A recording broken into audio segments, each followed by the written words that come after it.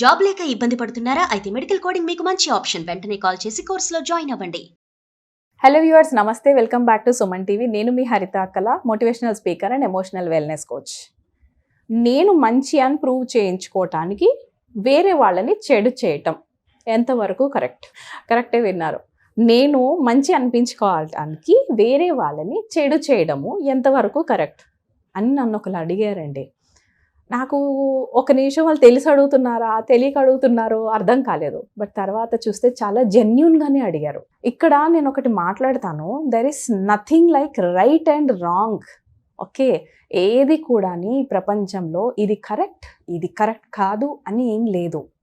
కానీ మనం చిన్నగా ఉన్నప్పుడు మనకు ఒక కండిషనింగ్ అన్నది జరుగుతుంది.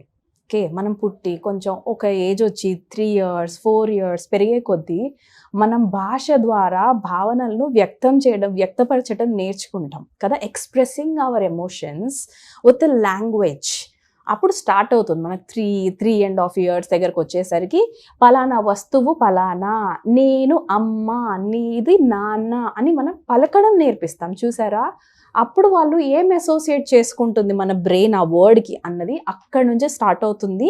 ఇది మనం మాట్లాడుకోబోయే టాపిక్. ఎందుకో చెప్తాను. రైట్ ఆర్ రాంగ్ డిసైడ్ చేసే ఆ పాస్ట్ ఇన్ఫర్మేషన్నే చిన్నగా ఉన్నప్పుడు మనకు తెలుసో తెలియకుండానో మన పెద్దవాళ్ళు మనకు చేశారు, మనం తెలియకుండా మన పిల్లలకి చేసుకుంటున్నాం. And this is a generational thing that we are carry forwarding. అది ఏంటి అంటే, good boy, you are a good girl, chi, you are such a bad girl. You know, the more we say these things, good boy, good girl, bad girl అని మనం ఎప్పుడైతే label ఇస్తాం చూసారా చిన్నపిల్లలకి, అక్కడి నుంచి వాళ్ళకి క్రేవింగ్ స్టార్ట్ అవుతాయి. ఏంటి, ఎప్పుడు నేను మంచి అనిపించుకోవాలి, అందరితోని నేను గొప్ప గుడ్ అని అనిపించుకోవాలి. దీన్ని మన భాషలో జెంటిల్మెన్ సిండ్రోమ్ అంటాం. ఇది మనల్ని ఏం చేస్తుంది rest of the life? 9 years లోపలే మన 90% ఆఫ్ ద బ్రెయిన్ పెరిగిపోతుంది. 7 years లోపలనే రెస్ట్ 26-27 years లోపల 100% డెవలప్ అయిపోతుంది. మనం పెరిగేటప్పుడు నేను గుడ్ బాయ్ని అనిపించుకోవాలి, నేను గుడ్ గర్ల్ని అనిపించుకోవాలి, అక్కడి నుంచి ఆపరేట్ చేస్తాం. అంటే మనం మాట్లాడే తీరు, మన ప్రవర్తించే తీరు, మనం హ్యాండిల్ చేసే విధానము అన్నిటికీ అప్రిసియేషన్, అది కూడా ఓన్లీ గుడ్ అని మాత్రమే అనాలి అని మన కండిషనింగ్ జరిగింది. ఇది తప్పు అని నేను అనట్లేదు ఇప్పుడు. కానీ మనం ఒకటి యాక్సెప్ట్ చేయాలి. ఏంటి అంటే, లైఫ్లో కింద పడటము ఉంటుంది, పైకి ఎత్తడము ఉంటుంది. పైకి ఎత్తిన వాళ్ళం, పైకి ఎదిగిన వాళ్ళం మళ్ళీ కింద పడము అన్న గ్యారంటీ లేదు. కింద పడ్డామంటే అక్కడే ఉండిపోతామన్న గ్యారంటీ కూడా లేదు. తిరిగి ఒక్కటేసారి హైకి వెళ్ళొచ్చు వాళ్ళు. రైట్, ఎత్తు పల్లాలు జీవితం అని నేర్పిద్దాము తప్ప sometimes you can be bad అని కూడా నేర్పించాలి తప్ప వీ షుడ్ నాట్ కండిషన్ ప్రతిసారి రైటే చెయ్యండి అన్న కండిషనింగ్ నుంచి మనం చాలా అంటే చాలా ఇప్పుడు ఫేస్ చేస్తున్న ఎమోషన్స్ అక్కడి నుంచి వస్తున్నవే. ఇప్పుడు మంచి అనిపించుకోవడానికి హరిత ఇదెందుకు మాట్లాడుతుంది అని అనుకుంటున్నారు కదా. I will come to the point. మనకి లోపల ఈ సిండ్రోమ్ ఏం చేస్తుంది? Gentlemen syndrome. మనం 30 ఏళ్ళు రానివ్వండి, 40 ఏళ్ళు రానివ్వండి, 70-90 years వచ్చాక కూడా మనకి ఈ సిండ్రోమ్ ఏం చేస్తుందంటే, నన్ను అందరూ మంచి అని అనాలి, నన్ను అందరూ అప్రిషియేట్ చేయాలి, నన్ను అందరూ గుడ్ బాయ్ అనాలి, గుడ్ గర్ల్ అనాలి అని వెయిట్ చేస్తూ ఉంటాం. ఇది మనకు తెలియకుండానే ఎవరో మన లైఫ్ని డిస్క్రైబ్ చేసేసి ఆల్రెడీ రైటింగ్ కూడా చేసేసినట్టుంది కదా. మరి ఇప్పుడు ఏం చేయాలి హరిత అంటారా? ఒక్కటి చెప్తాను, వెరీ ఇంపార్టెంట్ థింగ్, రాసుకోండి ఎక్కడన్నా. మనం వెనక్కి వెళ్ళి పాస్ట్ని చేంజ్ చేయలేం, కానీ ఈరోజు మన బ్రెయిన్ని రీవైరింగ్ చేసుకోగలం. కొత్త న్యూరాన్స్ ప్రతి ఒక్కరి బ్రెయిన్లోనూ పుట్టగలవు. ప్రతిరోజు మన కొత్త న్యూరాన్స్ ద్వారా మనం స్టార్ట్ చేయొచ్చు. ఒక 2 ఏళ్ల తర్వాత అది ఫామ్ అయిపోతుంది, స్ట్రాంగ్ అయిపోతుంది మనలో ఆ హ్యాబిట్. సో ఈ జెంటిల్మెన్ సిండ్రోమ్ నుంచి బయటికి రావాలి అని అంటే very very very important is మనల్ని మనం తప్పు చేయటానికి అలౌ చేయాలి. అలాని తప్పులు మొత్తం పొద్దు నుంచి లేస్తే తప్పులు చేయమని నేను అనట్లేదు. Allow yourself to do wrong also, to do okay with that thing. జరిగిపోయింది, సపోజ్ నిన్న ఏదన్నా నా వల్ల బ్యాడ్ జరిగిపోయింది, then don't blame yourself but blame the action. అది చేసేది కాకుండే హరిత నువ్వు అనండి, కానీ యాక్షన్ని మార్చుకోమని మనం చెప్పాలి తప్ప నీ బేకార్దానా డాష్ డాష్ డాష్ అని మనల్ని మనం బ్లేమ్ చేసుకునే హ్యాబిట్ వద్దు. రైట్?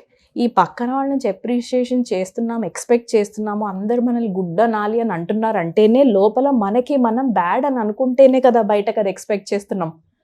లోపల అది క్లీన్ చేసుకోగలిగితే, trust me when I'm saying this, the whole world will say you are a good girl. First మనం చిన్న పిల్లల్లో good girl, bad girl, good boy, bad boy అనటం మానేయాలి. మరేమనాలి? You are doing a good job. వాళ్ళ యాక్షన్స్ని పొగడండి. అప్పుడు వాళ్ళు నేను యాక్షన్స్ ద్వారా మంచి అనిపించుకుంటాను అని తెలుస్తుంది తప్ప నేను ప్రతిసారి మంచి అనిపించుకోవాలి, నేను మంచి బాయ్ లానే ఉండాలి అన్నది ఉండదు. రైట్?